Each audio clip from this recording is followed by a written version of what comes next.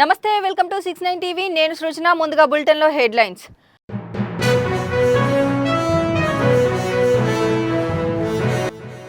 కేంద్రం జనగణనలో కులగణన చేయాలని తీసుకున్న నిర్ణయం చారిత్రాత్మకం. ప్రధాని మోదీకి కృతజ్ఞతలు తెలిపిన బీసీ సంక్షేమ సంఘం అధ్యక్షులు ఆర్ కృష్ణయ్య.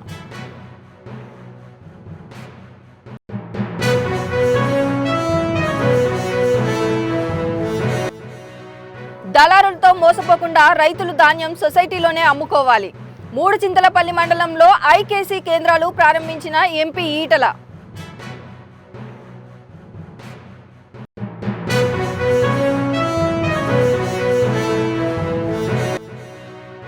బీసీలకు తాత్కాలిక రాయితీలు సంస్కరణలు కాదు, అధికారం కావాలి. ఎస్సీ ఎస్టీల మాదిరిగానే బీసీలకు రాజకీయ రిజర్వేషన్లు కల్పించాలన్న పాలూరి.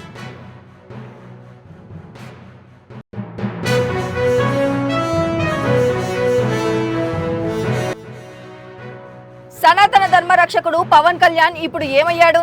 సింహాచలం ఘటనపై స్పందించాలన్న మాజీ deputy CM Narayana.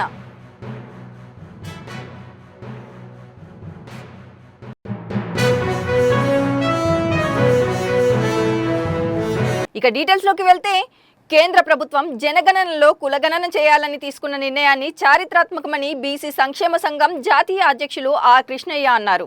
Basheerbagh press క్లబ్లో ఏర్పాటు చేసిన సమావేశంలో ఆయన మాట్లాడుతూ ప్రధాని మోదీని 40 బీసీ కుల సంఘాలు హర్షంతో అభినందించాయని తెలిపారు. 1931 తర్వాత మొట్టమొదటిసారిగా సాహసపూర్వకంగా తీసుకున్న ఈ నిర్ణయం బీసీల చిరకాల డిమాండ్ను గౌరవించిందన్నారు. గతంలో గత ప్రభుత్వాలు, కాంగ్రెస్ ప్రభుత్వం, జనతా ప్రభుత్వం, అన్ని ప్రభుత్వాల కొట్లాడినాం కానీ కదలే.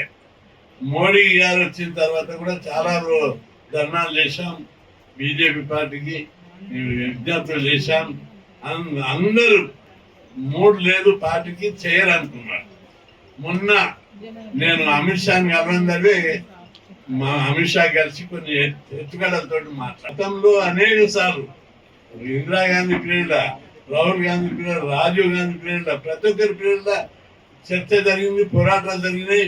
చరణ్ సింగ్ చేసిండు, మొరార్ దేశాయ్, అనేక మంది మహాత్ములు, లల్లు, మరాన్ సింగ్ యాదవ్, శరద్ యాదవ్, అనేక మంది ఇంకా మంచి రోజులు వచ్చేటట్టు చేస్తారని చెప్పి ఈ పదవిని బీసీలకే అంకితం, బీసీల సక్సెస్ గా ఉపయోగిస్తా.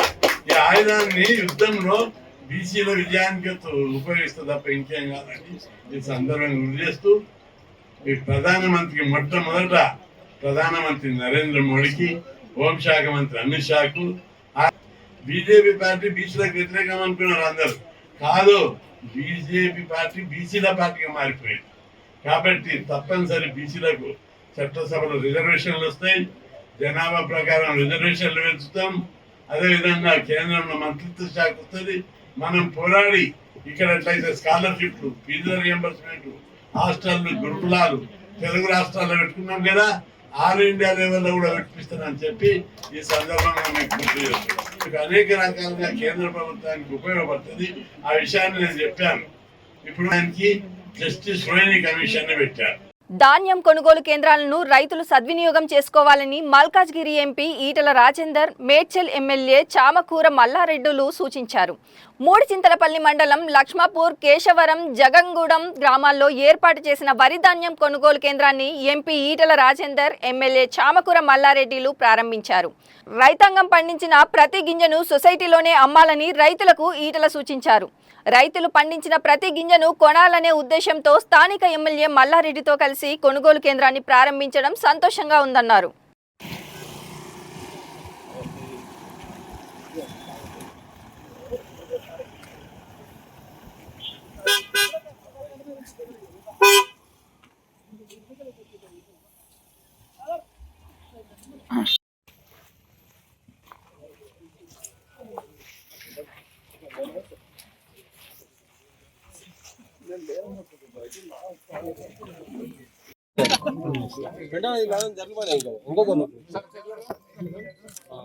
సార్ ఇటు చూడరు ఒకసారి.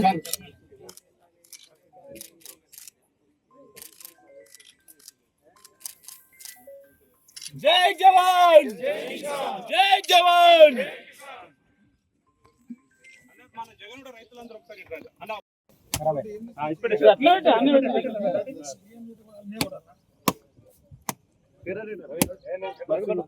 రవి కొంచెం నేను ఎందుకు పోతే అందరూ వస్తారు.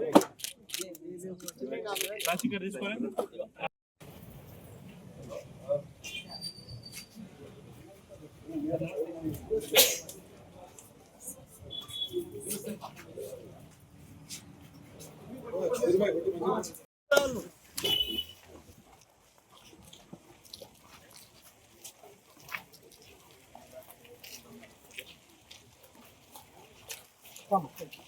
జై జవాన్ జై కిసాన్ జై కిసాన్ జై జవాన్ ఫోటో వచ్చిందా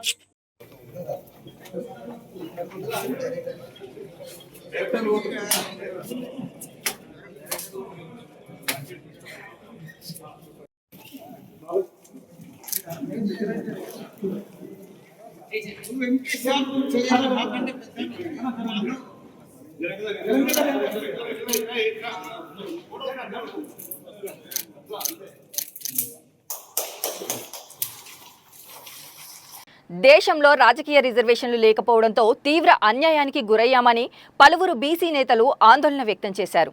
1935లో ఎస్సీ ఎస్టీల మాదిరిగానే అన్ని వర్గాలకు రాజకీయ రిజర్వేషన్లు ఉండేవని, తిరిగి ఇప్పుడు వాటిని పునరుద్ధరించాలని డిమాండ్ చేశారు. బీసీ యునైటెడ్ ఫ్రంట్ అధ్యక్షుడు పాలూరి రామకృష్ణయ్య అధ్యక్షతన బీసీ సంఘాల సమావేశం సోమాజిగూడలో జరిగింది. Social justice front convener VGR Naragoni మాట్లాడుతూ కాంగ్రెస్ చరిత్ర మొత్తం మోసాలే కనిపిస్తున్నాయని విమర్శించారు.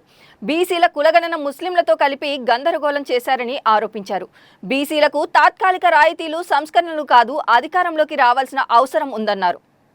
రిజర్వేషన్ వస్తే ప్రతిదీ అంటే అంతిమంగా నిజమైన పరిపాలన చేసే విధంగా మన ఓట్లతోటి మనం అధికారంలోకి వచ్చే విధంగా మరి పర్మనెంట్ గానే మనం అధికారంలోకి రావాలి. మనం బీజేపీ లాగా కాంగ్రెస్ పార్టీ లాగా అధికారంలోకి వచ్చే మరొక పోరాటాన్ని కూడా జరపాల్సినటువంటి అవసరం ఉంది. ఆ పోరాటం మేము ఉద్యమాన్ని మేము కొనసాగిస్తున్నాం. అయితే అప్పటి వరకు ఏంటి అని అంటే ఈ తాత్కాలికంగా వచ్చే రాయితీల గురించి కూడా ఉద్యమం చేస్తూ కనీసం ఇట్లాంటి అలా కొన్ని ఉండాలి అని చెప్పి ఉద్యమాలు చేస్తున్నాం. 2 రకాల ఉద్యమాలు, ఒకటేమో సంస్కరణలు, ఒకటి నిర్ణయం తీసుకోవడము చాలా హర్షదాయకము. దేశవ్యాప్త బీసీలందరూ కూడా హర్షాన్ని వ్యక్తం చేస్తున్నారు. అలానే మేము కూడా మా జేఏసీ తరపు నుంచి కూడా హర్షం వ్యక్తం చేస్తున్నాం. నెక్స్ట్ రేవంత్ రెడ్డి గారు కులగణన చేశారు అని చెప్పేసి చెప్పడమే కానీ అసలు కులగణనను 9th షెడ్యూల్లో పెట్టాల్సిన అవసరం ఏముంది? ఆ బిల్స్ తీసుకెళ్ళి అదే ఎస్సీ ఎస్టీలది పెట్టారా? పెట్టలేదు 9th షెడ్యూల్లో. అదే ఎన్ని బిల్లులు తెచ్చారు, ఎన్ని 370 ఆర్టికల్ కానీ 35 కానీ లేకపోతే పురకాలు కానీ లేకపోతే ఎన్నో చేశారు. అవన్నీ కూడా 9th షెడ్యూల్లో పెట్టకుండా ఓన్లీ ఇది మాత్రమే 9th షెడ్యూల్లో పెట్టాల్సిన అవసరం ఏముందండి? అది మేము డెఫినెట్ గా 2029లో ప్రూవ్ చేస్తాను కూడా. ఇప్పుడు నాగోని గారి ప్రజలకు బీజేపీ ప్రభుత్వం ఏదైతే బీసీ కులగణనను చేపట్టడానికి కేంద్ర కేబినెట్ నిర్ణయం తీసుకుందో దాన్ని మేము పూర్తిగా స్వాగతిస్తున్నాం. ఇది బీసీ కులగణన చేయటమే కాదు, త్వరలోనే మరి బీసీలకు రాజకీయ రిజర్వేషన్ల బిల్లును కూడా కేంద్రంలో ప్రవేశపెట్టాలి. దానికోసం మరి దేశవ్యాప్తంగా కూడా బీసీ వర్గాలు అనేక మండల సామ్రాజ్యవాదమే కొనసాగుతుంది, వాళ్ళే పరిపాలిస్తున్నారు. దానికి వ్యతిరేకంగా బడుగు బలహీన వర్గాలు బహుజన ఈ రాష్ట్రంలో బహుజన్లే మరి పరిపాలన చేయాల్సినటువంటి సమయం ఆసన్నమైంది. కాబట్టి బర్రె గొర్రె ఇళ్ల స్థలాలు, స్కాలర్షిప్లు, హాస్టళ్లు కాకుండా రాజ్యాధికారం కోసమే ఉద్యమించడానికి అందరం కూడా మనం కంకరం కట్టుకొని అన్ని వర్గాలను ఏకతాటి మీద తీసుకొని వచ్చి కాంగ్రెస్ పార్టీని మరి వచ్చే ఎన్నికలలో ఓడించి మరి ఏదైతే బీజేపీ, బీఆర్ఎస్ అదేవిధంగా కాంగ్రెస్ మూడింటికి ప్రత్యామ్నాయంగా ఒక బహుజన రాజకీయ శక్తిని నిర్మించడానికి మేమంతా కూడా కృషి చేస్తాము అని చెప్పి ఈ సందర్భంగా తెలియజేస్తున్నాం. విశాఖ జిల్లా సింహాచలంలో జరిగిన ఘటనకు కూటమి ప్రభుత్వంపై మాజీ డిప్యూటీ సీఎం నారాయణస్వామి విరుచుకుపడ్డారు. సనాతన ధర్మ రక్షకుడిని నేనే అన్న డిప్యూటీ సీఎం పవన్ కళ్యాణ్ ఇప్పుడు ఏమయ్యాడని ఆగ్రహం వ్యక్తం చేశారు.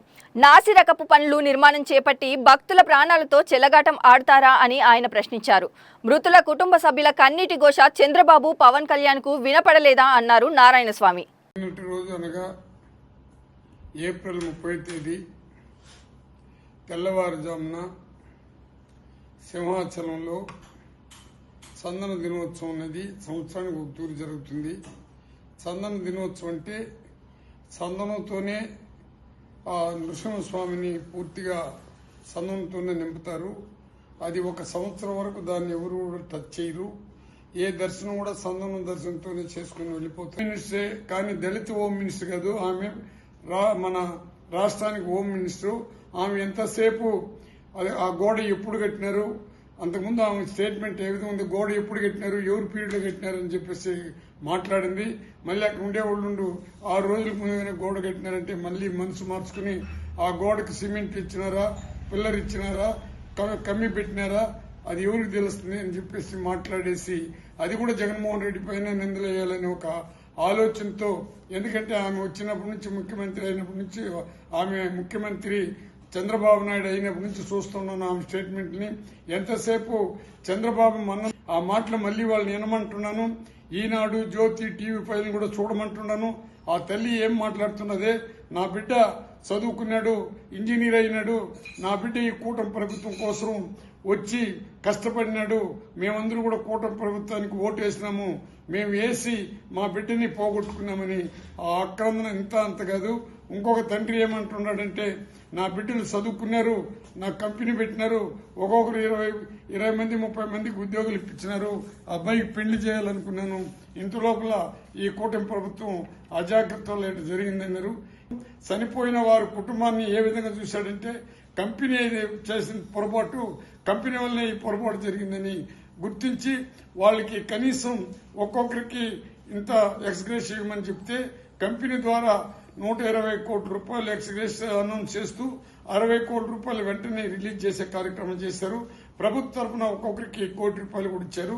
నిన్న జగన్మోహన్ రెడ్డి అక్కడ వెళ్లి వాళ్ళ కుటుంబానికి ఏ విధంగా భరోసా ఇచ్చాడంటే, 25 లక్షలు చంద్రబాబు నాయుడు 1 కోటి రూపాయలు ఇవ్వాలా, ఆయన 25 లక్షలు ఇస్తున్నాడు. విజయనగరం జిల్లా శృంగవరపుకోట మండలం రేగపుణ్యగిరిలో గిరిజనులకు డోలి మోతలు తప్పడం లేదు. గ్రామానికి చెందిన ఫంగి సీతమ్మ అనే గర్భిణీ స్త్రీ పురిటి నొప్పులతో బాధపడుతుండగా భర్త నరసింహారావు మరికొందరు గిరిజనులు కలిసి డోలీ కట్టి ఎస్కోట ప్రభుత్వ ఆసుపత్రికి మోసుకుపోతుండగా మార్గ మధ్యలోనే ఆమె ఆడబిడ్డను ప్రసవించింది. పుణ్యగిరి కాలేజ్ వద్దకు తల్లి బిడ్డను డోలీలో మోసుకొని రాగా అక్కడి నుంచి 108 అంబులెన్స్లో ప్రభుత్వ ఆసుపత్రికి తరలించారు.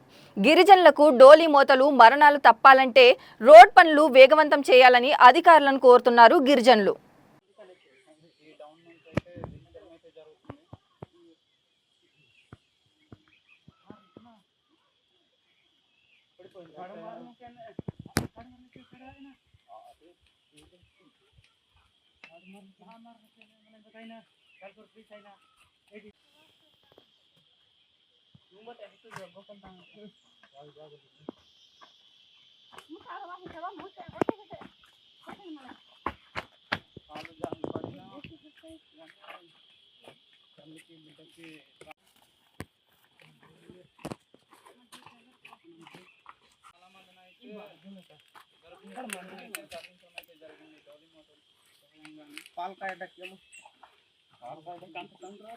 గ్రామానికి ఎప్పుడు వస్తుందో అప్పుడైతేనే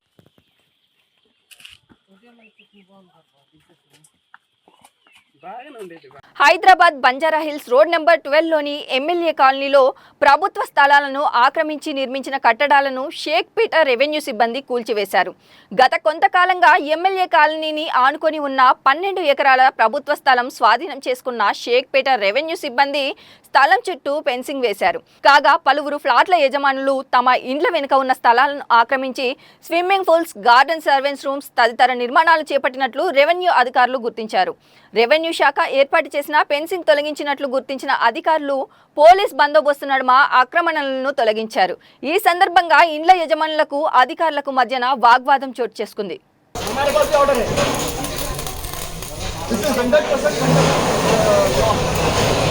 What is the view of High Court and Supreme Court in the country? Civilians are not protected.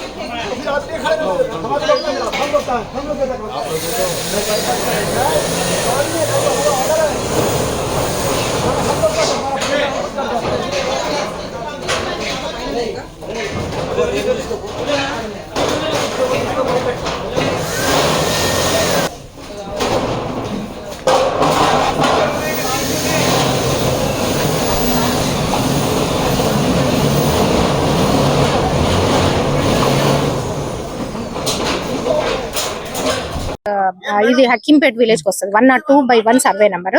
యాక్చువల్గా 102/1 సర్వే నెంబర్లో మేము వెంకటేశ్వర కోఆపరేటివ్ సొసైటీకి 2 spells లో 104 acres ఇచ్చినాం. వెంకటేశ్వర కోఆపరేటివ్ సొసైటీకి 100 acres ఒకసారి, 4 acres ఒకసారి.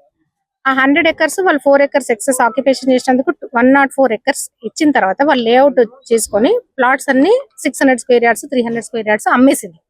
అమ్మిన తర్వాత వీళ్ళు ఏం చేసిండ్రు, ఈ Venkateswara cooperative society president and secretary గాను అతను నిన్న చేసిన ఫెన్సింగ్ వర్క్ మొత్తం మాకు నిన్న అతను చేసిన GPS కెమెరాలో మేము డేట్స్ తో సహా మేము మీకు చూపిస్తాం. మా ఫెన్సింగ్ ఇక్కడ కంప్లీట్ అయింది. అయిన తర్వాత మీకు అవి ఇంకా మార్క్స్ కనబడతాయి చూడండి. ఆ రాడ్స్ వేసినాక అది వేస్తారు కదా, అది మీకు క్లియర్ గా కంకర అదంతా కనిపిస్తుంది. షీట్స్ తీసి పోల్స్ తీసి అక్కడ పడేసిండ్రు. వీళ్ళు నిన్న మొత్తం నైట్ చేసిన పని ఇది. ఇది ప్లాట్ నెంబర్ 58A గురించి సార్. మాకు ఇది ఎమ్మెల్యేస్ కాలనీలో చాలా ముందు మా గ్రాండ్ ఫాదర్ కి అలాట్ అయింది. He was MLA in 70s. అప్పుడు అలాట్ అయింది. తర్వాత అలాట్ అయిన తర్వాత మా ఫాదర్ కి సేల్ డీడ్ ద్వారా వచ్చింది 1995లో. Okay, so that's the main plot. ఇది దాని వెనుక some 330 square yards సొసైటీ నుంచి గవర్నమెంట్ సర్వెంట్స్ గా మేము కానీ కలెక్టర్ గానీ we are law abide citizens and servants also. మేము జ్యుడిషియరీని చాలా రెస్పెక్ట్ ఇస్తాము. అన్ని కూడా మేము కోర్ట్ ఆర్డర్స్ ని గౌరవిస్తాం. సో ఇప్పటి వరకు కూడా మాకు వాళ్ళు కేసులో ఉంది, పెండింగ్ ఉంది అని చెప్తున్నారు తప్ప ఎక్కడ మాకు ఇంటీరియం ఆర్డర్స్ కానీ స్టే కానీ నాట్ టు ఇంటర్ఫియర్ అనే పోషన్ ఆర్డర్స్ ని ఈ ప్లాట్ లో కానీ మిగతా మేము చేసిన ప్లాట్స్ లో కానీ ఎక్కడ కూడా మాకు ఆర్డర్స్ సర్వ్ కాలేదు. మాకు రాలేదు అసలు. మేము ఆన్లైన్ లో కూడా వాళ్ళకి ఎవరు ఆర్డర్స్ రాలేదు. ఓన్లీ ఒక అడ్వకేట్ నోటీస్ ఇచ్చినంత మాత్రాన మేము ఆగిపోవడానికి లేదు. కోర్టు నుంచి ఆర్డర్స్ వస్తే compulsory will stop the fencing or protection. But మాకు ఎట్లాంటి కోర్టు ఆర్డర్స్ రాలేదు. ఒంగోలు జిల్లా మద్దిపాడు ప్రాథమిక ఆరోగ్య కేంద్రాన్ని జోనల్ స్పెషల్ ఆఫీసర్ కృష్ణబాబు సందర్శించారు. వీరితో పాటు జిల్లా కలెక్టర్ తమీం అన్సారియా, స్థానిక ఎమ్మెల్యే విజయ్ కుమార్ కూడా ఆయన వెంట ఉన్నారు. ఈ సందర్భంగా ఓపీ రిజిస్ట్రేషన్, ల్యాబ్ పరీక్షలు, ఆసుపత్రిలో సదుపాయాలు, పేషెంట్లకు అందిస్తున్న సేవలను అడిగి తెలుసుకున్నారు. సంచార సర్వే, సంచార వైద్య వాహనం, స్థానిక ఆరోగ్య కేంద్రాల నిర్మాణ స్థితిగతులు సమీక్షించిన వారు అనంతరం గ్రామంలో అభివృద్ధి కార్యక్రమాలపై ఆరా తీశారు.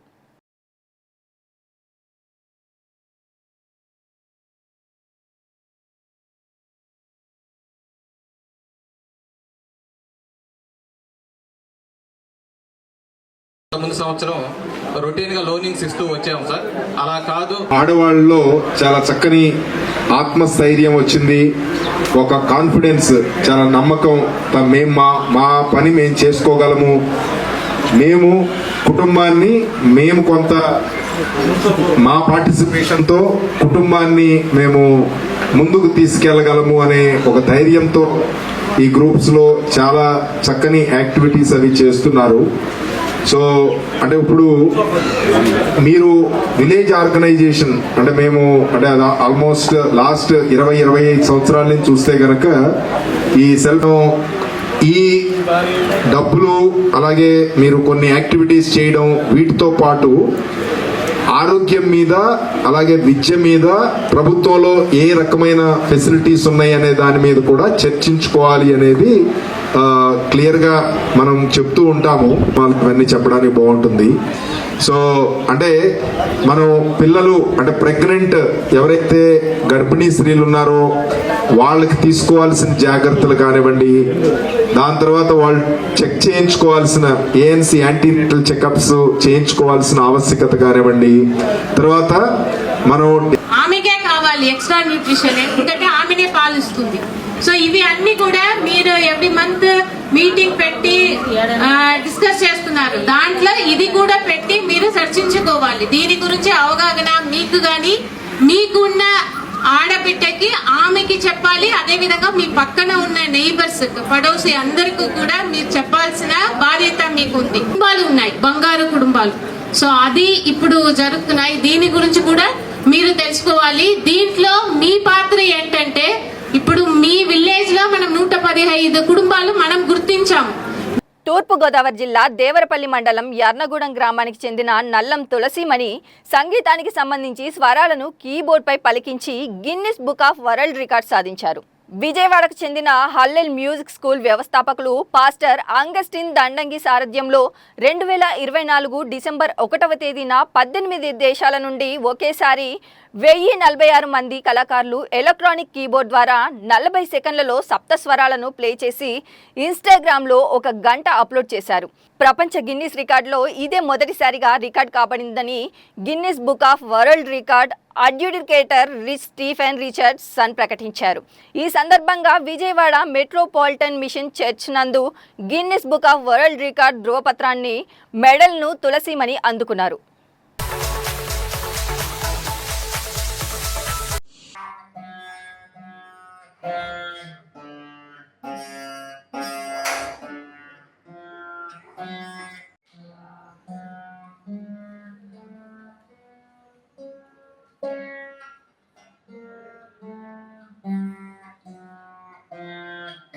నా పేరు నల్లం తులసిమణి. మాది ఈస్ట్ గోదావరి దేవరపల్లి మండలం ఎర్నగూడెం. ఎర్నగూడెం. నాకు సంగీతం అంటే చాలా ఇంట్రెస్ట్. నేను గాత్రం నేర్చుకుంటున్నాను. ఆయన కేశరాజ్ శారదాదేవి గారి దగ్గర దేవరపల్లిలో. వీణ వచ్చేసి సుబ్రహ్మణ్యం గారు రాజమండ్రి, కొప్పరెడ్డి సుబ్రహ్మణ్యం గారు, ఆయన దగ్గర వీణ నేర్చుకున్నాను. ఈ మధ్యకాలంలో ఆన్లైన్ క్లాస్లో నేను కీబోర్డ్ కూడా నేర్చుకోవడం జరిగింది. అగస్టిన్ గారి దగ్గర, ఆయన హైదరాబాద్ వాస్తవ్యులు, ఆయన దగ్గర నేను సప్తస్వరాలు ప్లే చేయడం జరిగింది. ఆయన గిన్నిస్ వరల్డ్ రికార్డులో మాకు అవకాశం ఇచ్చారు ప్లే చేయటానికి. 40 సెకండ్లు వాళ్ళు మాకు ఇచ్చారనమాట. 40 సెకండ్లో మేము 18 దేశాల వాళ్ళు పాల్గొన్నాం. ఆ 40 సెకండ్లు అప్లోడ్ చేసి ఇన్స్టాగ్రామ్లో మేము అప్లోడ్ చేసాం. ఆయన రిచర్డ్సన్ గారికి మేము అదే అప్లోడ్ చేయడం జరిగింది. దాని నిమిత్తంగా మాకు గిన్నిస్ అవార్డు వచ్చింది. దానికి మేము చాలా సంతోషిస్తున్నాం. అగస్టిన్ గారికి చాలా కృతజ్ఞతలు తెలియజేస్తున్నాను. నేను ఎంతమంది పాల్గొన్నారు? 1045 మంది పాల్గొన్నామండి. దీని నిమిత్తంగా మేము చాలా సంతోషిస్తున్నాం. భవిష్యత్తులో కూడా నేను వీణ, నాకు చాలా ఇంట్రెస్ట్. వీణ, గాత్రం నేను డిప్లొమా చేస్తున్నాను, ప్రిపేర్ అవుతున్నాను అనమాట. రెండు కూడా అది చేస్తున్నాను అనమాట అండి. ఫ్యూచర్లో నేను పిల్లలకు నేర్పాలని కూడా ఆలోచన ఉంది. ఇది సంగీతం ఇంకా కొనసాగించాలి. నా జీవితకాలం నేను దీన్ని కొనసాగించడానికి నేను సిద్ధంగా ఉన్నాను. ఇంకా ఇదంతా నేను ఇంత సాధించడానికి కూడా మా వారు నల్లం నాగేంద్ర కుమార్ గారే నన్ను వీణ రాజమండ్రి తీసుకెళ్ళి నేర్పించడానికి ఆయనే కారణం.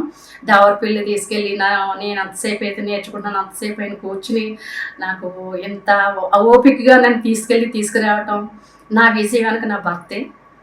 ఇది అయితే ఆయనకే దక్కాలి. ఇంత ఈ అవార్డైనా ఒక దండైనా సరే ఆయనకి ముందు నేను చాలా చాలా థ్యాంక్స్ చెప్తున్నాను. జిల్లా ఎక్సైజ్ అధికారి లక్ష్మణనాయక్ ఆదేశాల మేరకు టాస్క్ ఫోర్స్ అధికారులు జిల్లాలోని సూర్యాపేట జిల్లా చివెలం మండలంలోని మున్యానాయక్ తండా, పీప్లా నాయక్ తండా, బీబీగూడెంలో సోదాలు చేయగా 3 వ్యక్తులు నాటుసారా తయారు చేస్తూ పట్టుబడ్డారు. వారి నుంచి 50 లీటర్ల బెల్లం పానకం, 10 లీటర్ల సారాయి స్వాధీనం చేసుకుని ఆ 3 కేసు నమోదు చేయడం జరిగిందని తెలిపారు. నాటుసారా తయారు చేయడం కానీ రవాణా చేయడం కానీ చట్టరీత్యా నేరమని జిల్లా టాస్క్ ఫోర్స్ సిఐ స్టీఫెన్ తెలిపారు.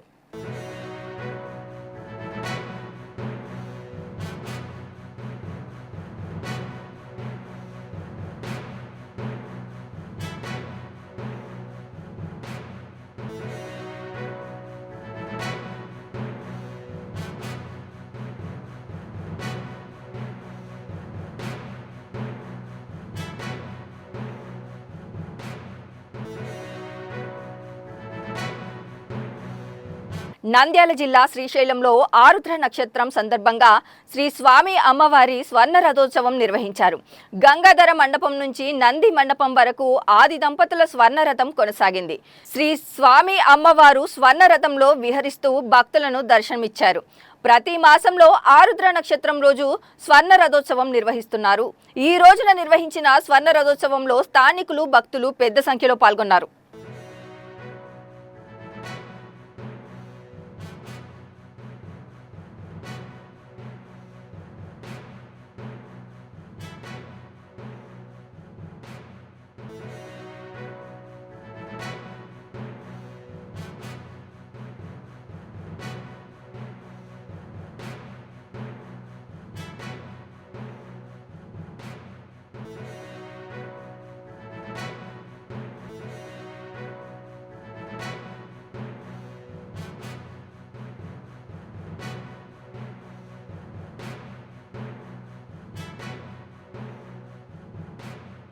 श्रीमन्मल्लिकार्जुन महास्वामी देवस्य चामराज्यां बीजयामि यस्य स्मृत्याजनामोक्त्यादनं पूजा क्रियादिशोनूनं सम्पूर्णतां यादि तद्यों निर्वाजमन्त्रहीनं क्रियाहीनं भक्तिहीनं मल्लिका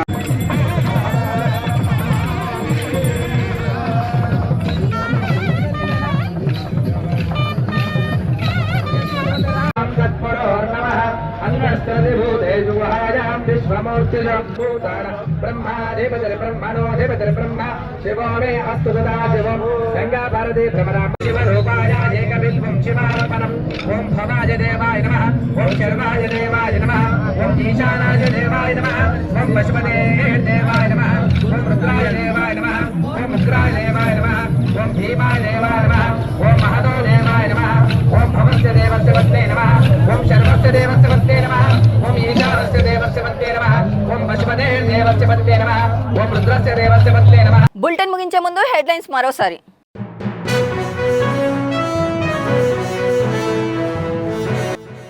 కేంద్రం జనగణనలో కులగణన చేయాలని తీసుకున్న నిర్ణయం చారిత్రాత్మకం. ప్రధాని మోదీకి కృతజ్ఞతలు తెలిపిన బీసీ సంక్షేమ సంఘం అధ్యక్షులు ఆర్ కృష్ణయ్య.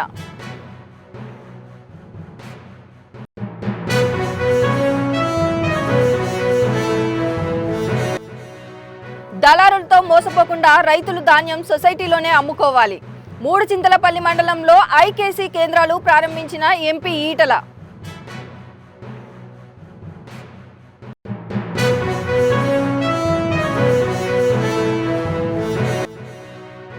బీసీలకు తాత్కాలిక రాయితీలు సంస్కరణలు కాదు, అధికారం కావాలి. ఎస్సీ ఎస్టీల మాదిరిగానే బీసీలకు రాజకీయ రిజర్వేషన్లు కల్పించాలన్న పాలూరి.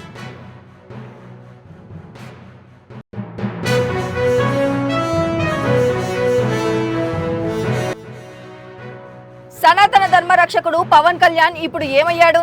సింహాచలం ఘటనపై స్పందించాలన్న మాజీ డిప్యూటీ సీఎం నారాయణ.